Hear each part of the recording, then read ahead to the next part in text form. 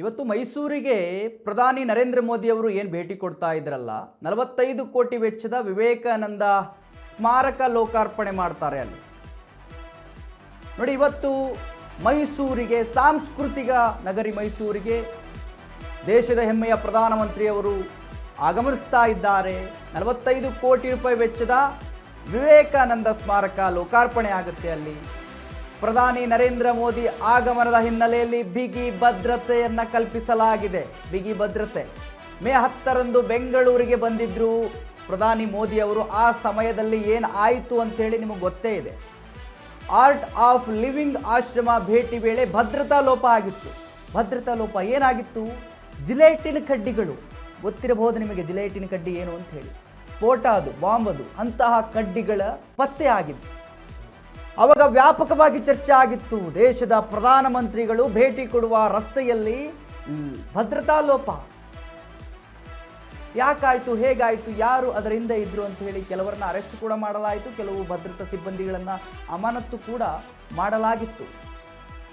ನೋಡಿ, ಈಗ ಪ್ರಧಾನಿ ಮೋದಿ ಆಗಮನದ ವೇಳೆ ಜಿಲೇಟಿನ್ ಕಡ್ಡಿ ಪತ್ತೆ ಆಗಿತ್ತು. ಆವಾಗ ಇವತ್ತು ಪ್ರಧಾನಿ ಮೋದಿ ಆಗಮನದ ಹಿನ್ನೆಲೆಯಲ್ಲಿ ಮೈಸೂರಿನಲ್ಲಿ ಏನಿದೆ, ಬಿಗಿ ಭದ್ರತೆ ಕಲ್ಪಿಸಲಾಗಿದೆ.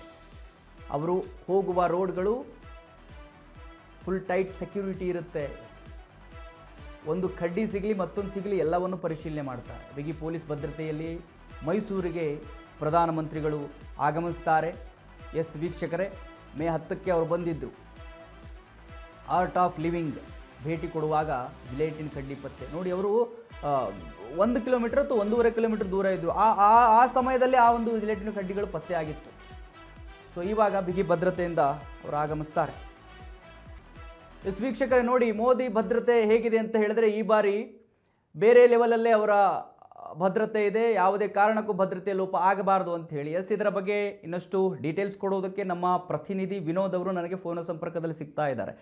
ವಿನೋದ್, ನೋಡಿ ಇವಾಗ ನರೇಂದ್ರ ಮೋದಿ ಅವರು ಮೈಸೂರಿಗೆ ಆಗಮಿಸ್ತಾ ಇದ್ದಾರೆ.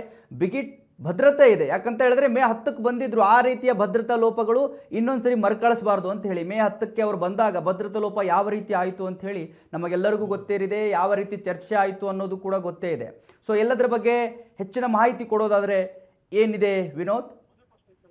ಮಾದೇವ್ ದಿಗ್ಗ, ಪ್ರಧಾನಮಂತ್ರಿ ನರೇಂದ್ರ ಮೋದಿ ಅವರು ಕಳೆದ 3 ತಿಂಗಳ ಅಂತರದಲ್ಲೇ ಇವತ್ತು 2ನೇ ಬಾರಿಗೆ ರಾಜ್ಯಕ್ಕೆ ಆಗಮಿಸ್ತಾ ಇದ್ದಾರೆ. ಅಂದ್ರೆ ಕಳೆದ ಬಾರಿ ಆರ್ಟ್ ಆಫ್ ಲಿವಿಂಗ್ ಗೆ ಬಂದಿದ್ರು. ಇವತ್ತು ಮೈಸೂರಿನ ರಾಮಕೃಷ್ಣ ಆಶ್ರಮಕ್ಕೆ ಇವತ್ತು ಬರ್ತಿದ್ದಾರೆ. ಅಂದ್ರೆ ಇಲ್ಲಿ ವಿವಿಧ ಒಂದು ಕಾರ್ಯಕ್ರಮಗಳಿದಾವೆ. ಅಂದ್ರೆ ಸಂಜೆ ಒಂದು 3:30ಕ್ಕೆ ಒಂದು ರಾಜ್ಯಕ್ಕೆ ಆಗಮಿಸ್ತಾರೆ. ಅಂದ್ರೆ ಸೇನೆಯ ವಿಶೇಷ ವಿಮಾನದ ಮೂಲಕ ಮಂಡಕಳ್ಳಿ ವಿಮಾನ ನಿಲ್ದಾಣಕ್ಕೆ ಬರ್ತಾರೆ. ಅಲ್ಲಿಂದ ಮತ್ತೆ ಹೆಲಿಕಾಪ್ಟರ್ ಇಂದ ಒಂದು ಯೂನಿವರ್ಸಿಟಿ ಹೆಲಿಪ್ಯಾಡ್ ಅಲ್ಲಿ ಲ್ಯಾಂಡ್ ಆಗ್ತಾರೆ. ತದನಂತರ ರಸ್ತೆಯ ಮೂಲಕ ಒಂದು ರಾಮಕೃಷ್ಣ ಆಶ್ರಮ ಏನಿದೆ ವಿವೇಕ ಸ್ಮಾರಕಕ್ಕೆ ಅಲ್ಲಿಗೆ ಹೋಗ್ತಾರೆ. ಅಂದ್ರೆ ಇವತ್ತಿನ ಒಂದು ಪ್ರೋಟೋಕಾಲ್ ಪ್ರಕಾರ ಅಂದ್ರೆ ಪ್ರಧಾನಮಂತ್ರಿ ನರೇಂದ್ರ ಮೋದಿ ಅವರನ್ನ ರಾಜ್ಯದ ಮುಖ್ಯಮಂತ್ರಿ ಡಿ.ಕೆ. ಶಿವಕುಮಾರ್ ಆಗಿರ್ಬೋದು, ಜೊತೆಗೆ ತಾವರ್ಚಂದ್ ಗೆಹ್ಲೋಟ್ ಮತ್ತೆ ಬಿಜೆಪಿ ರಾಜ್ಯಾಧ್ಯಕ್ಷ ವಿಜಯೇಂದ್ರ ಮತ್ತೆ ಸಂಸದ ಯದುವೀರ್ ಒಡೆಯರ್ ಜೊತೆ ಸೇರಿ ಎಲ್ಲರೂ ಪ್ರಮುಖ ನಾಯಕರುಗಳು ಅವರನ್ನ ಬರಮಾಡಿಕೊಳ್ತಾರೆ. ಅದಾದ ಬಳಿಕ ಒಂದು ಮಧ್ಯಾಹ್ನ 3:30ರಿಂದ ಸಂಜೆ 5:30 ತನಕ ಈ ಸುಮಾರು 2 ಗಂಟೆಗಳ ಕಾಲ ಒಂದು ಪ್ರಧಾನಮಂತ್ರಿ ನರೇಂದ್ರ ಮೋದಿ ಅವರು ಮೈಸೂರಿನಲ್ಲಿ ಇರಲಿದ್ದಾರೆ.